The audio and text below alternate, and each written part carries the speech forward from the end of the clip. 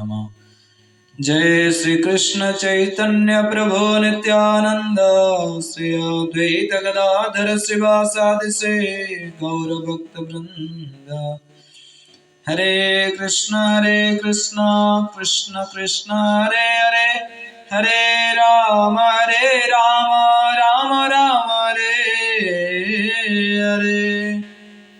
ओम नमो भगवते वासुदेवाय, ओम नमो भगवते वासुदेवाय, ओम नमो भगवते वासुदेवाय। अस्तु। हरे कृष्ण। आज आम गोटे प्रश्न उपरे श्रवण करिवा, जहाँकि मायारू मुक्त हेबा संभव किपरि। ए प्रश्नर उत्तर श्रीमद् भगवद गीता दशम अध्याय विभूति योग श्लोक संख्या 3 रे वर्णना करा जाय अछि, जहाँकि जो मामजमनादिं च वित्ति लोक महेश्वरम् असम्मूढ़ सामर्थ्येषु सर्व पापै प्रमुच्यते। श्लोकर शब्दानुवाद कीजिए। श्लोकर अनुवाद, जे मते अजन्मा अनादि एवं समस्त ब्रह्मांडर परम प्रभु रूपे जाने, से मर्त्य लोकरे मानव मानक मध्यरे निसंदेह भावरे समस्त प्रकार पाप कर्मर प्रतिक्रिया मुक्त अटे। प्रभुपाद भावतर सुंदर भाव वर्णना कर श्रवण करवा।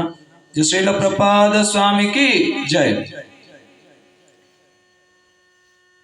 सप्तम अध्याय कहुई जे जो माने आध्यात्मिक अनुभूति लाभ करने स्तर को निज को उन्नीत करने को चेष्टा करुछंती, से माने साधारण मानव नुहंती। से माने आध्यात्मिक अनुभूति नथिबा कोटि कोटि साधारण मानवक अपेक्षा यथेष्ट उन्नततर अटंती, किंतु वास्तव में आध्यात्मिक अनुभूति लाभ करने को चेष्टा करुवा व्यक्ति मानक मध्यरे जे जानी पारे जे श्रीकृष्ण ही परम पुरुष भगवान सर्वसत्वाधिकारी अज एवं अनादि अटंती, से ही सर्वोत्कृष्ट आध्यात्मिक अनुभूति लाभ करथिबा व्यक्ति अटे। से स्तर रे ही केवल जेतेबेले व्यक्ति भल भाव पूर्ण रूपे श्रीकृष्ण का सर्वोच्च अधिकारित्व को जानी पारे, सेतेबेले से ही संपूर्ण रूपे समस्त प्रकार पाप कर्मर प्रतिक्रिया मुक्त हो पारिबो एवं मायारू मुक्त मध्य हो पारिबो। एठारे व्यवहृत अजम अर्थात अजन्मा शब्द द्वितीय अध्याय जीव मानक संबंध में व्यवहृत अजम शब्द सह समान हुए। एठारे अजम शब्द भगवान संबंध में व्यवहृत हुई अछि, किंतु द्वितीय अध्याय ताहा जीव मानक संबंध में व्यवहृत हुई अछि। तेणु केही ए अजम शब्द नहीं गोलमाल रे पड़िबा उचित नुहे। भगवान जीव मानक ठारू भिन्न, कारण जीवगण भौतिक सुख शांति जोगु जन्म होइछंती एवं मरुछंती। बद्ध जीवगण बराबर शरीर परिवर्तन करुछंती, किंतु भगवानंकर शरीर परिवर्तनशील नुहे। एपरिकी से जेतेबेले ए भौतिक जगत को आसंती, से ठीक से अजन्मा रूप रे ही आसंती। तेणु चतुर्थ अध्याय रे कह जायछि जे भगवान तांकर माया आत्मा माया अंतरंगा शक्ति रे से अवस्थान करती। से कदापि नीच भौतिक शक्ति रे अवस्थान करती नहीं, से सर्वदा उच्चतर शक्ति रे अवस्थान करती। सृष्टि पूर्वरु से थिले आ मध्य से तांकर ए सृष्टि ठारू भिन्न अटंती। समस्त देवता ए भौतिक ब्रह्मांड मध्य सृष्टि होइछंती, किंतु कृष्ण सृष्टि होंती नहीं। तेणु श्रीकृष्ण एपरिक विशिष्ट देवता ब्रह्मा शिवों ठारू भिन्न। जेणु से ब्रह्मा शिव आदि समस्त देवता सृष्टिकर्ता, तेणु से समस्त ब्रह्मांड रे परम पुरुष अटंती।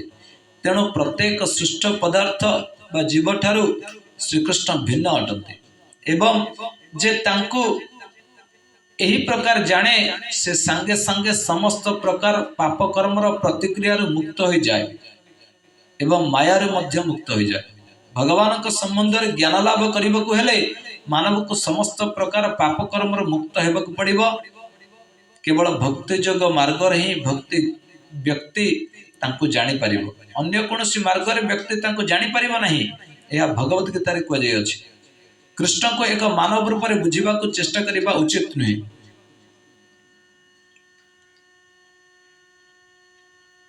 पूर्वर यह कह जाय अछि जे एक निर्बोध व्यक्ति ही तांको एक साधारण मानव रूप में चिंता करे। से कथा एठार पुनर्बार अन्य प्रकार कह जाय अछि। जो व्यक्ति निर्बोध नुहे जे चालाक अटे से भगवान स्वरूप और प्रकृत अवस्थिति जानीपे एवं से सर्वदा समस्त प्रकार पापक्रम प्रतिक्रिया मुक्त अटे। यही प्रश्न एठारे उठे जे जदि कृष्ण देवकी पुत्र रूप में परिचित तेबे से किपरि अजन्म हो पारती। एक कथा परिष्कार भाव में श्रीमद् भागवतम वर्णना कर से जेतेबेले देवकी और वसुदेव सम्मुख आविर्भूत हेले से एक साधारण शिशु रूप में जन्म हो नथिले। से तांकर मौलिक रूप में आविर्भूत होते एवं तत्परे से एक साधारण शिशु रूप में रूपांतरित हो गले। जहाँ श्रीकृष्ण का निर्देश कर जाए ताहा दिव्य क्रिया अटे। यह कदापि भौतिक दोषदुष्ट हो न पारे जहाँकि शुभंकर किंबा अशुभंकर हो पारे। ये जो धारणा जे ये भौतिक जगत रे केतेक शुभप्रद आउ केतेक अशुभप्रद पदार्थ अच्छी यह व्यक्तिर मानसिक कल्पना अटे। कारण भौतिक जगत रे किछि शुभप्रद नुहे सब ही अमंगलकर। कारण ये भौतिक रूप ही अमंगलकर अटे। आमे केवल कल्पना करू जे यह मंगलमय पूर्ण कृष्ण चेतन यह मंगलमय पूर्ण कृष्ण चेतन रे भक्ति जोग मार्ग रे कृष्ण सेवा उपरे ही प्रकृत मंगल व शुभ निर्भर करे। तेणु जदि आम्भे माने आंभ मानकर कार्यकलाप को मंगलमय करने को इच्छा करू तेणु आंभ मान को परम पुरुष भगवान का निर्देश कार्य करने पड़ो। श्रीमद् भगवत गीता एवं श्रीमद् भागवतम ए प्रकार निर्देश दी जाइए जे प्रामाणिक शास्त्र मानकर किंबा एक उपयुक्त सद्गुरु ठार व्यक्ति भगवत निर्देश लाभ करने उचित। कारण आध्यात्मिक गुरु ही भगवान वास्तव प्रतिनिधि अटंती। निर्देश ही प्रत्यक्ष भाव में भगवान का निर्देश अटे। गुरु साधु और शास्त्र एमाने समस्ते एक प्रकार निर्देश ही दियंती। ए तीन ठारू जो निर्देश मिले से निर्देश गुड़िक कौन से प्रकार द्वंद्वात्मक भाव न थाए। ए प्रकार निर्देश अनुଯାयी जो कार्यमान करा जाए ता भौतिक जगतर मंगल और अमंगल जनक प्रतिक्रिया मुक्त अटे। कार्य करिवार भक्तर ए दिव्य भाव ही वास्तव में त्याग भाव अटे एवं यह को ही संन्यास कहे।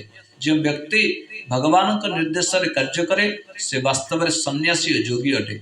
जो व्यक्ति केवल सन्यासी एक मिथ्या योगी पोशाक धारण करता है किंतु भगवत निर्देश कार्य करे नहीं से सन्यासी बा योगी नुहे। ए संबंध में आम देखा पंचम अध्याय 29 नंबर साम्य भाव में वर्णना कर समतुल्य वर्णना कर जाकि भक्तारं यज्ञ तपसम सर्वलोक महेश्वरम सुहृदम सर्वभूतानां ज्ञातमं संति मृच्छति। साधु संत महात्मा गण मते समस्त यज्ञ कर्म तपस्या और व्रतादिर अंतिम उद्देश्य समस्त लोक देवता मानकर ईश्वर एवं समस्त जीवर उपकारी और मंगलकांक्षी बंधु बोली जानी भौतिक दुख जंत्रणार मुक्त हुई शांति प्राप्त होती। प्रकृत में आमे माने जदि प्रकृत में शांति पाइबा को इच्छा करिबा ताले भगवान ही सर्वश्रेष्ठ बोली जानिबा पड़िबो। ताहा संबंध में श्रीमद् भगवत गीता रे संपूर्ण भल भाव में वर्णना कर व्यक्ति जदि ए स्तर को उन्नीत न हो तेबे जीवन रे शांति प्राप्त हो पारिबो नहीं किंबा विभिन्न कर्मर प्रतिक्रिया मुक्त हो पारिबो नहीं मायार मध्य मुक्त हो पारिबो नहीं। से संबंध में श्रीमद् भगवत गीता रे 4th अध्याय 9 नंबर श्लोक रे मध्य वर्णना कर जन्म कर्म च मे दिव्यम एवं जो व्यक्ति तत्वतः त्यक्ता देहम पुनर्जन्म नैति मामेति अर्जुन। हे अर्जुन जे मोर जन्म अर्थात आविर्भाव और कर्मर विशुद्ध भाव को जाने से ए शरीर त्याग कला परे भौतिक जगत रे जन्म निये नहीं से मोर दिव्य शाश्वत धाम प्राप्त हुए।